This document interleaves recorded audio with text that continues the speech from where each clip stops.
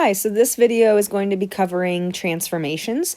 The first video is going to talk about the first two types of transformations that we have, which are translations and reflections. And then the second video is about rotations and dilations. So let's go ahead and get started with our first transformation, which is a translation. So a translation is better known as a slide. So that means when you take one shape and you just slide it in a different direction, and it can be going up, down, left, or right, or multiple directions.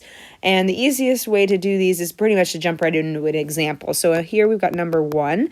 It says how many units is triangle ALP shifted to get triangle A prime, L prime, P prime. So what I want to note here is that when we're naming original shapes, we just use regular letters. When you're naming the new shape, you use the little apostrophes after each letter, or if it's two shapes later, you do two apostrophes. That way you can tell the difference between the original points and the new ones, okay?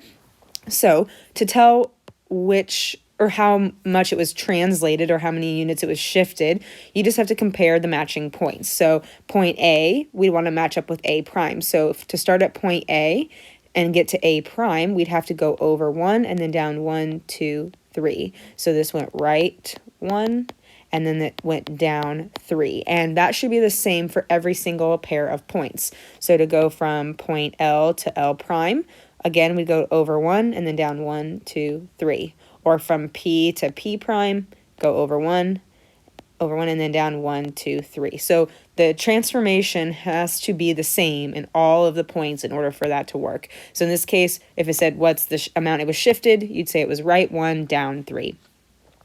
In example 2, so here's number 2, it says shift the triangle XIE 5 units right and 2 units up. You might also see it written this way. Take the X points plus 5 and the Y units up 2. So to the right 5 and then up 2. Or if it were left, or down, they'd be negatives or minus signs. So what this is saying is take every point in the triangle and go right 5 up 2 and then plot a new point. So from X we count over 1, 2, 3, 4, 5 and then up 2.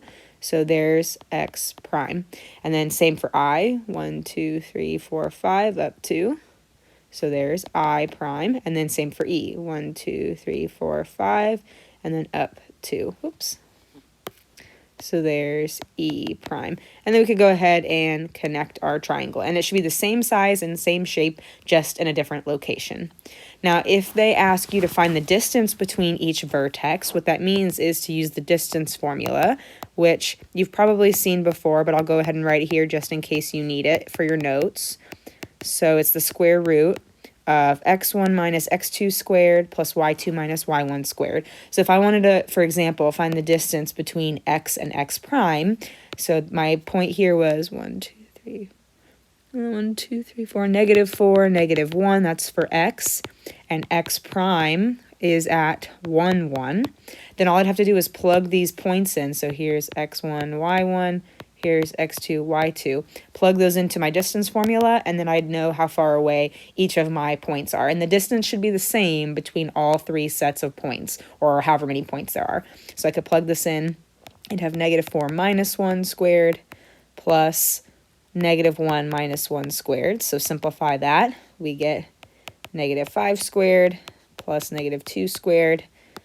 And that's going to get us the square root of 25 plus 4, which is the square root of 29. So the distance from every point, from the original point to its new point, should be the same distance. So every distance line I drew in there would be square root of 29. And you're done. So that's it with translations, just knowing the direction it goes and then writing it out. Or again, you might see it written like this, and that tells you how many to the left or right and then how many up or down you go. Now, the last thing we're going to talk about in this video is the reflection. You might also have heard this as a flip or a mirror image. So you're going to be flipping something over a line.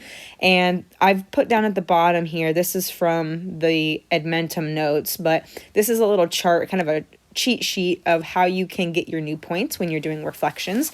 So in general, there are these rules here. Some of them, when you're reflecting over the X or Y axis, is really easy, but when you start reflecting over other lines, it gets a little bit different. So this would be good to add to your notes in case you want to go back and look at something. So in this first example, number 1, it says reflect this shape over the X axis. So the X axis is this horizontal line here. I'm going to draw this, or draw it out in green. So there's my X axis. So what I'm doing is taking my shape here, and I want to flip it over that x-axis. Okay, so to do that, I'm going to figure out the distance each point is away from the x-axis. So for example, A is 3 units away, so I'm going to count 3 units the other direction and plot my point A prime. And I could do that for every single point. So point D is 1, 2, 3, 4, up 5. So from the x-axis, I'm going to go down 5. 1, 2, 3. There's D prime. And I could do the same thing for every other letter. So there'd be M prime and then W prime. And then I could go ahead and connect my points to make their shape, and there's the reflection. So notice it didn't change sizes, it just flips. Same thing applies in number 2 when they reflect over the y-axis. So the y-axis is the vertical line in your graph, and so we're going to flip it left to right this time. So I'm going to count my point S is 4 units away, so I'm going to go 4 units the other direction. So there's S prime, and then same with A, it's 3 units away, so 1, 2, 3 to the left, and then J would be here. Oops, nope. It's going to be here, and then T would be even further out. And then I could go ahead and connect my points, and I'd be done. Okay, so as long as you can identify how far away your graph is from the line, you should be good. And actually, I just realized my connecting point was too long. There we go. The only other thing you could look at is when it says across the x-axis or across the y-axis. Notice that the sign just changes. So if you're going across the x-axis, your y value is going to change. If you're going across the y-axis, your x value is going to change. So it's really nice when you're dealing, that might be a shorter way if you don't want to have to count for every point, is just know you're changing one of the numbers in the ordered pair. Now in example number 3, you're reflecting over the line y equals x. So that line has a slope of 1. I'm going to draw it as a dotted line just so it's a little bit easier to tell.